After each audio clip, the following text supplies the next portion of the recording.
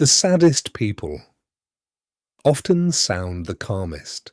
Some of the saddest people you'll ever meet don't sound sad at all. They speak softly. They smile at the right moments. They reply with, "I'm fine," almost automatically. And somehow, that calmness makes it harder to notice what they're carrying, because pain doesn't always look broken.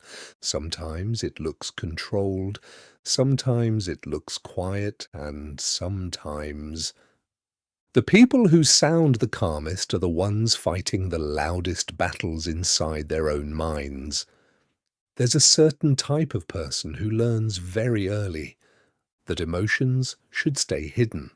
Maybe they grew up around people who ignored feelings. Maybe they learned that vulnerability makes others uncomfortable. Maybe every time they tried to explain themselves, they felt misunderstood. So, over time, they stopped showing pain the way most people do, not because the pain disappeared, but because expressing it started to feel useless. And eventually, they became emotionally fluent in silence. You can hear it in the way they talk, measured words, gentle reactions, a strangely peaceful tone. They rarely raise their voice, rarely create scenes, rarely tell people how bad things actually feel, even during emotional exhaustion. They sound composed, and people mistake that composure for stability. But calmness is not always peace. Sometimes it's emotional survival. Some people become calm because they've cried too much already. At a certain point, the nervous system changes. The mind gets tired of reacting, tired of explaining, tired of hoping people will finally understand. So instead of exploding emotionally, they become quieter. Not happier, just quieter. And the strange part is, the world often rewards this. People praise them for being mature, for being easy to talk to, for handling things well. But nobody notices the hidden cost of constantly holding yourself together. Because the calmest people are often carrying emotions they no longer know how to release. Grief that became personality, loneliness that became routine, disappointment that became emotional distance. You'll notice this especially in deeply self-aware people, the ones who observe everything. They notice tone changes, energy shifts, small signs that other people completely miss. And because they notice so much, they spend most of their lives managing themselves internally, thinking carefully before speaking, softening their emotions before expressing them, filtering their sadness so it doesn't burden others. Eventually, they become experts at sounding okay, even when they aren't. There are people who can describe their pain so calmly that nobody realizes how serious it actually is. They'll say things like, "I've just been tired lately," or "My mind's been a little heavy." Very soft words, very controlled words, but underneath those sentences, there's often months of emotional weight, maybe years, and because they say it so calmly, people underestimate it. That's the danger of quiet suffering. It doesn't alarm anyone, it blends into everyday life. Some of the saddest people become emotionally gentle because they know what harshness feels like.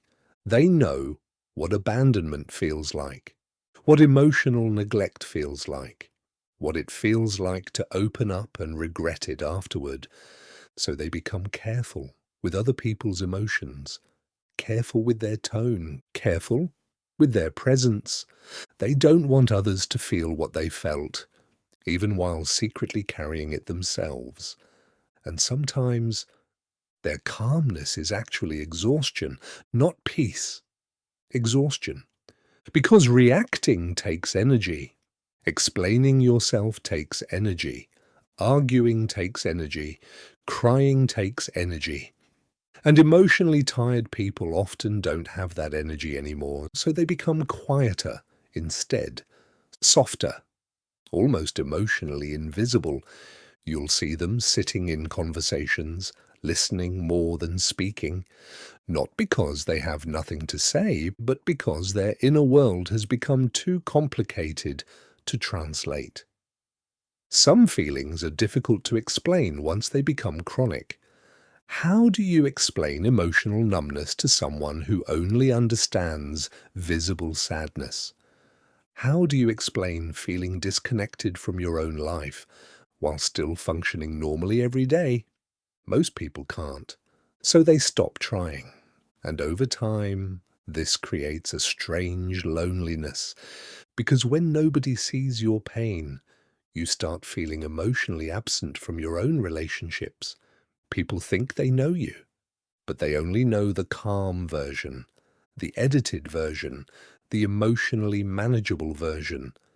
Meanwhile, the real emotions stay hidden underneath ordinary conversations, under polite smiles, under small talk, under, "I'm just tired." That's why some people feel lonely, even around people who care about them. Not because love is absent, but because understanding is absent. There's also another reason sad people sound calm. They've spent years overthinking their emotions before expressing them. Most people react first and process later, but deep thinkers do the opposite. They analyze everything internally before speaking. By the time they finally express pain, they've already sat with it alone for weeks, sometimes months, which is why their sadness sounds strangely organized, strangely rational, almost too calm. But emotions don't disappear just because they're controlled. They simply move inward, and inward pain is dangerous in quiet ways, because people can survive visible sadness together, but hidden sadness isolates, especially when someone becomes too good at hiding it. The hardest people to check on are often the ones who seem emotionally strong, the dependable ones, the emotionally intelligent ones, the calm ones who always know what to say. Because nobody imagines they need help too. Nobody imagines that the person comforting everyone else might secretly feel emotionally exhausted themselves. And sometimes they don't even know how to ask for support anymore, not because they don't want connection, but because they became too used to carrying things alone. Independence can slowly become emotional isolation without people noticing, especially for people who learned that vulnerability feels unsafe. So they continue sounding calm, even during heartbreak, even during loneliness, even during emotional burnout, not because they're unaffected, but because they've mastered emotional containment, a survival skill that slowly becomes part of their personality. And maybe that's why the saddest people can feel strangely comforting to be around. There's softness in them, a quiet understanding, a certain emotional depth that only comes from carrying heavy things internally. They listen carefully because they know what it feels like to feel unseen. They speak gently because they know how damaging harshness can be.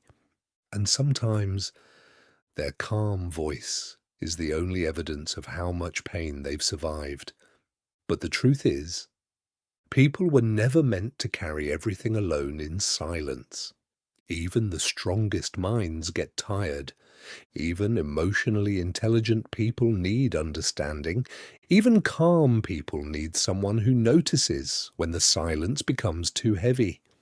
Because calmness can hide many things: wisdom, healing, self-control, but sometimes it hides sadness that became too familiar to express anymore. And maybe that's the strange tragedy of modern life. We've become incredibly good at looking emotionally functional while quietly falling apart underneath, especially the thoughtful ones, the observant ones, the people who feel everything deeply but express it softly. So if someone in your life always sounds calm, listen carefully, not just to their words, but to the pauses between them. Sometimes the quietest voices are carrying the heaviest emotions, and sometimes the people who seem the most emotionally stable are simply the ones who learned how to suffer silently.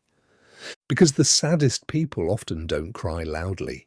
They don't beg to be understood. They don't make their pain visible. They just become quieter over time, softer over time, more distant from themselves in ways nobody notices immediately, until one day you realize they were carrying an entire emotional world alone behind the calmest voice in the room.